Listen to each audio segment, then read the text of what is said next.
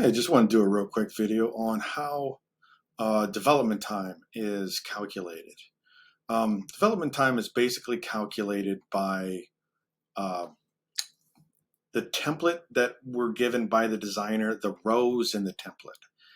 And what I basically mean by rows is kind of like this. And this right here is all one, it's all one page. It's kind of hard to tell because I put circles around everything, but this is all one page.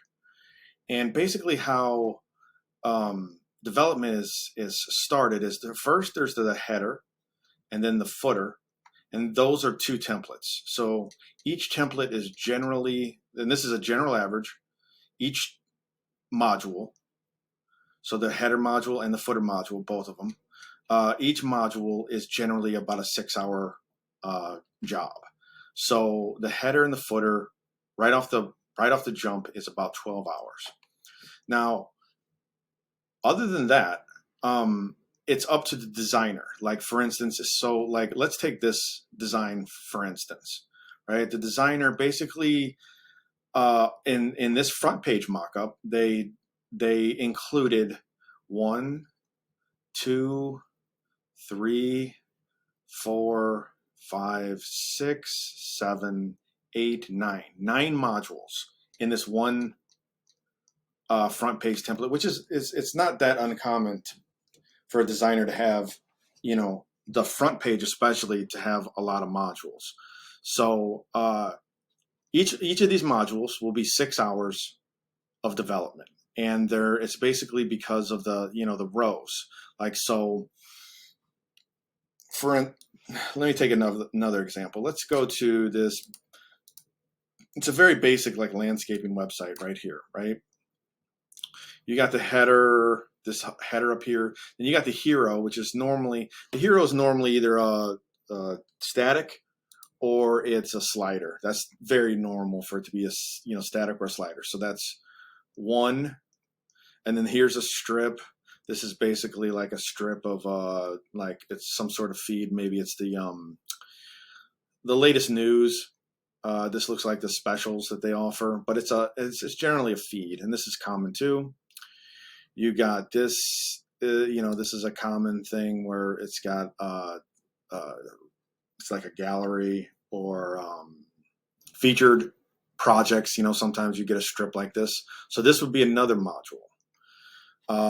This would be a module right here, and then I would break down this into its own separate module. And what this also does is it allows you to use these modules on different pages. So like, let's say the designer gave us the interior page, which is, you know, just a regular page. And some of these modules that we already counted on the front page will repeat on the interior page. So it's not as if we have to take every row again and count 6 hours. Any row that repeats won't be counted.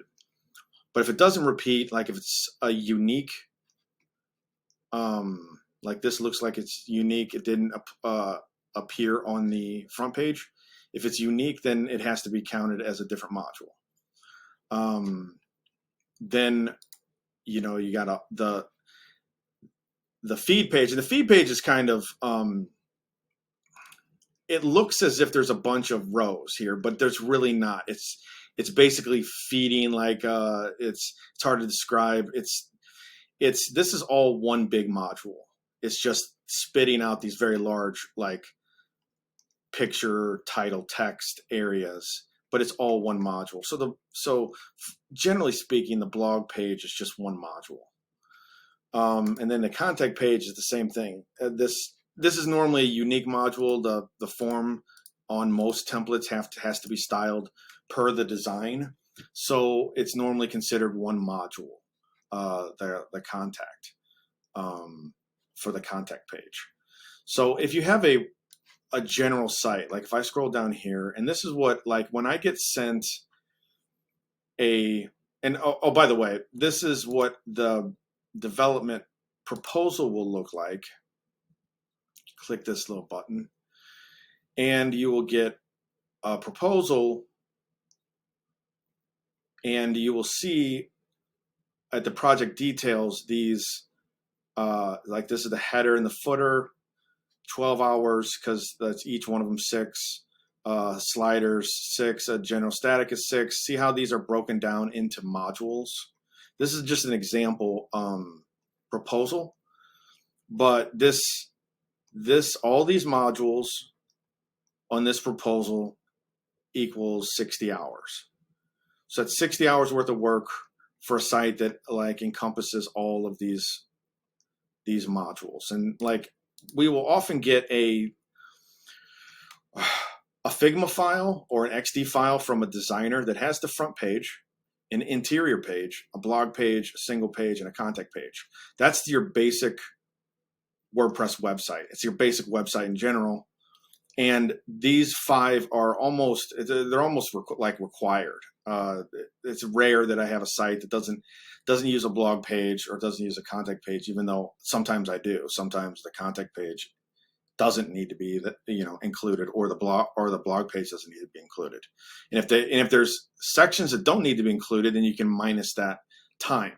Like it'll take the time off of those sections. And the way that I would take this Figma file or this XD file that has these 5 templates on there, this is how that would break down. You got like one module for the header, one module for the footer, one module for the slider. We got a feed module, we got a CTA module, and I think this is like a logo slider, right? Then on the interior page, we have an interior page header, and a lot of times this is either it's not as intensive as the slider, but a lot of times it has a background header image. In this case, it doesn't, but a lot of times it has a background header image, and will sometimes, like as you can see in this one, this is center aligned, and then the ones that are nearly identical are all left aligned over here. And that won't count as a different module. That'll just be a single module with a few different options. So we got an interior header, which is again normally like a static image, or in this case it's gray. And a lot of times people also ask for the ability to change the background color.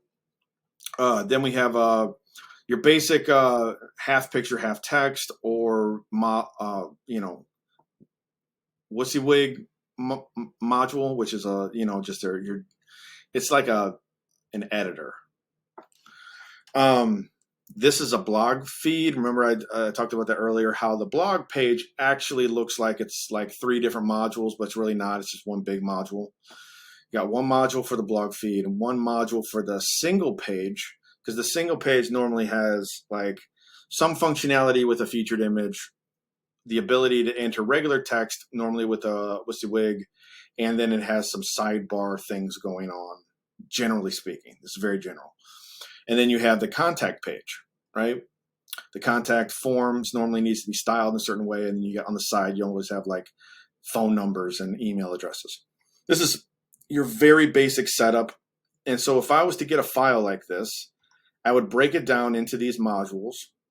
And in this case, we got 1, 2, 3, 4, 5, 6, 7, 8, 9, 10, 11. 11 modules, 66 hours worth of development. And in a very basic, so like if you're considering or you're wondering what a very basic theme build would entail, how many hours of development it would take, and how those hours are calculated, this is a good overview. Like, so if you added more modules, let's say your designer, he got inspired and made 5 different more sections, you know what I mean? You would add 5 different modules, 6 hours each module. Now, let's say you took this one, you're like, well, I don't really need this or this. So you minus 2 modules. So this would go, minus 12 hours. So you can add and subtract, and you can even add and subtract later. But this is how the hours are calculated in a estimate. And hopefully this gives you an idea of what to expect if you have a particular project coming up, and you're sort of wondering, where on the hours that project would land. Because some projects also, they don't just have these 5 pages, they have other pages. They'll have like team page, and they'll have like some of them have like login pages, which different login sets.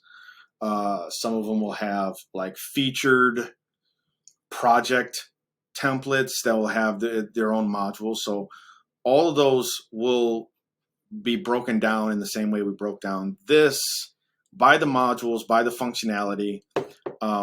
This just gives you a general idea of how a project is estimated. Hope this helps. Hope this clears up some questions. And if you have any questions, give me a call. Thanks.